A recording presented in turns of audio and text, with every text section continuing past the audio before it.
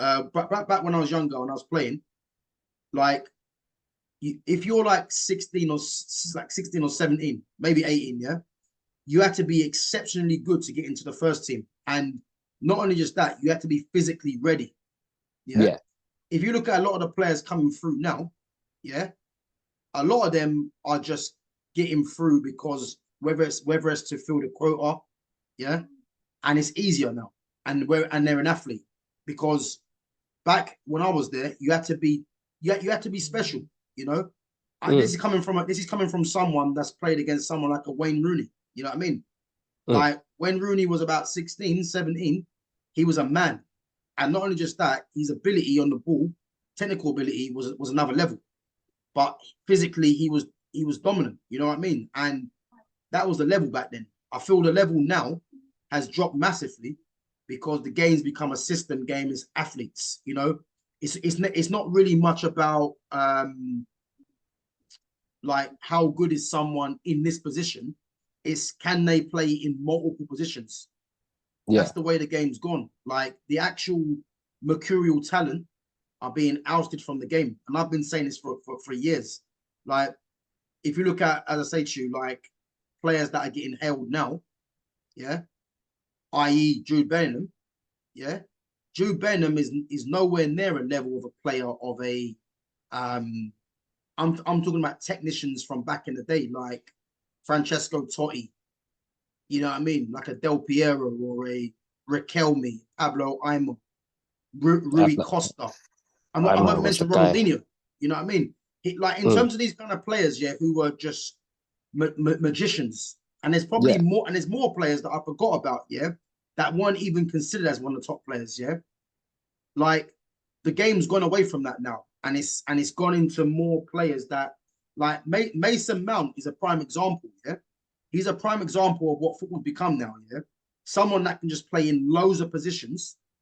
Like you know what I mean? As I say, he's a jack of all trades but a master of none.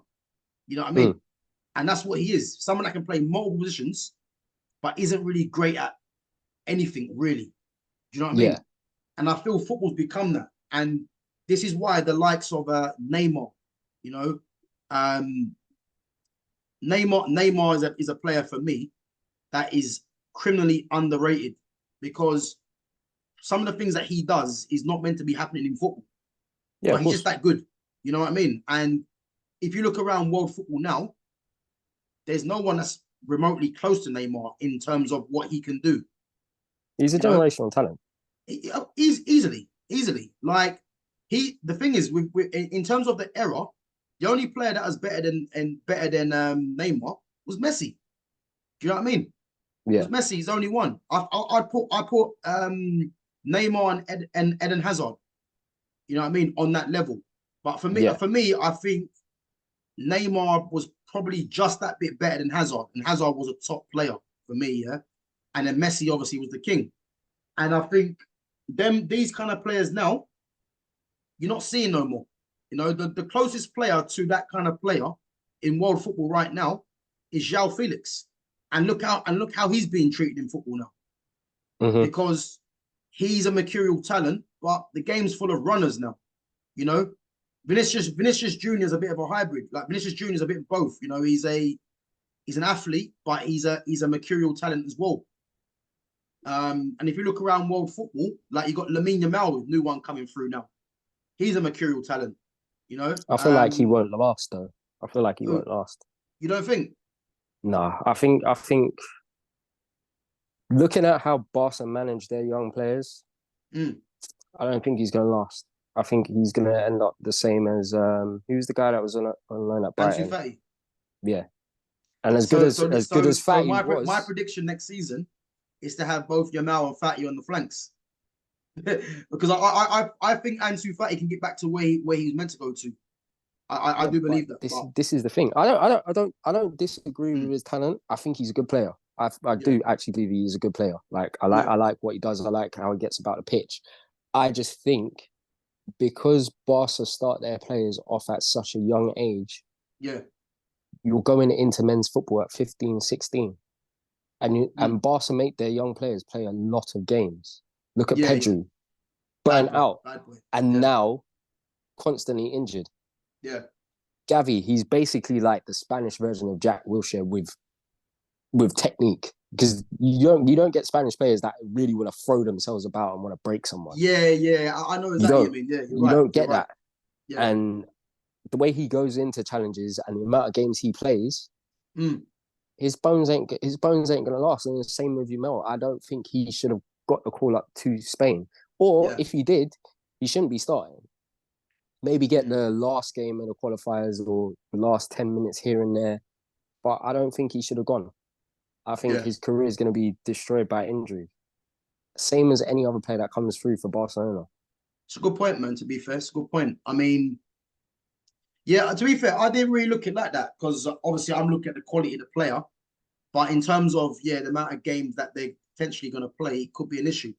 But I think with Yamal, I'm hoping he don't fizzle out. But I think the reason why he won't, is because I think he might stay clear of injury, for one.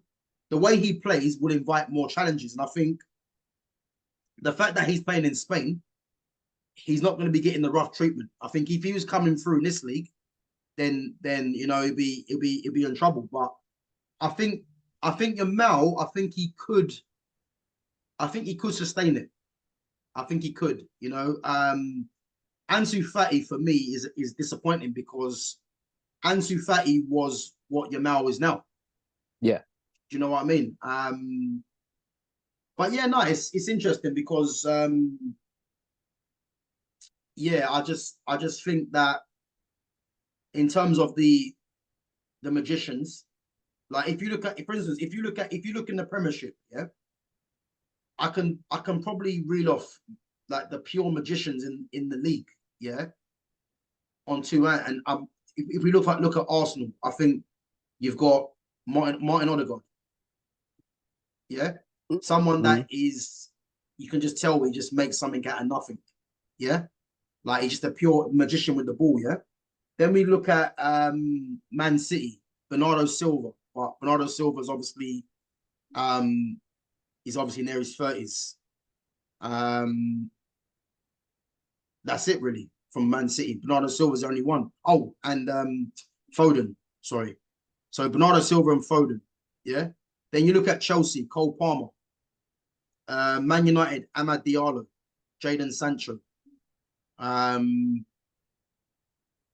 you look at everyone else. I think you got Kulusevski, but Kulusevski I don't think is that. Kulusevski is good, but I don't know if he's that level of the ones I've mentioned. He's very predictable. Yeah, he is. Lucas Paqueta is one. Mm. And then we're struggling. and that's what I'm trying to say to you. Like, whereas before, you could rid of a lot of players, and now you're struggling to rid of these kind of players. And all these players that I've mentioned, Sancho and Amad don't play regularly for Man United.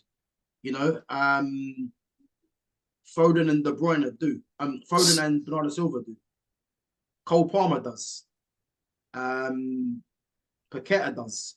You know what I mean? But they're not. It's few and far between. That's what I would say, and that's because the way the game's gone now, man. It's a joke, to be honest with you, and it's a problem, massive problem in the game now. I think personally, and I'm hoping over the next couple of years, football kind of gets back to that, because I don't know football how it is now. The amount of players that I see playing, and I think, how are you playing at this club, or how are you regarded so highly? It's embarrassing. You know what I mean? And and then just going back to before we wrap up, going back to Jude Bellingham, it's like Jude Bellingham is he's on borrowed time for me at Real Madrid. He's on borrowed time because, I get it. People want to get excited because he's getting numbers and all that rubbish. You know what I mean? But Real Madrid, they deal with excellence. You know what I mean? They only sign elite players, and I think they got Bellingham obviously because of the hype. He was young as well.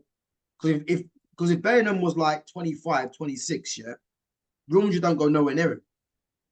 It's only because Real Madrid's policy of buying the best young players or deeming the best young players in the world, that's why they got Bellingham.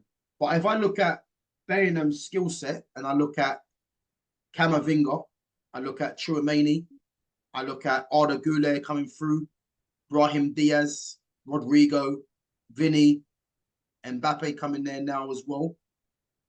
Comfortably, he's bottom of the pile in terms of ability.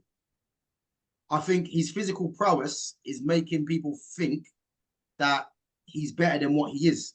And I believe sooner or later, he's going to come unstuck because there's players in that team, in Real Madrid's team, i.e. Vinny, Mbappe now, that have to play because of the wage and stature and their standing in the game. Yeah. Rodrigo is arguably one of their best players, but hasn't got the PR of Mbappe or Vinny. Yeah. Yeah. And then you've got Camavinga, who's arguably the best young midfielder in the world. And then you've got Tchouaméni as well. And then you've got players like Valverde as well, who's underrated. And the thing is, Bellingham's going to come unstuck because sooner or later, because when his goals dry up, the hype around him is going to die. Because if you look at the Champions League final, he was poor. Yeah. If you look at the rounds leading up to the final, he was poor also.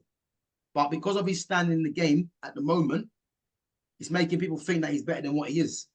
And I think sooner or later, people are going to realize, and this Euros as well, the pressure is going to be on him because the pressure will be on Bellingham more than any other player, more than Harry Kane. Yeah, I agree. Because they're looking at Bellingham. That's why he's got the number 10 shirt as well, which is a disgrace.